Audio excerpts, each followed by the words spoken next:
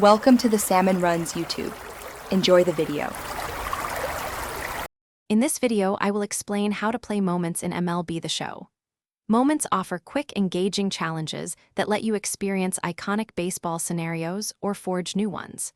They are a fantastic way to earn valuable rewards, including stubs, experience points, and player items, all while sharpening your gameplay skills. Whether you are a seasoned veteran or new to the game, Moments provide a fun and rewarding experience for everyone.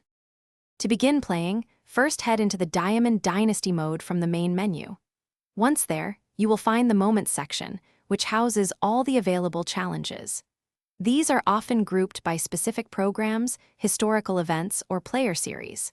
Take a moment to browse through the options and select a challenge that interests you, perhaps one featuring a favorite player or offering a desired reward.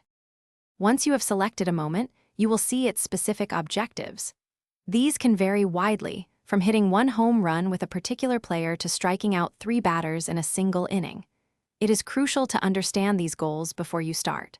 Also, note any specific player requirements or difficulty settings.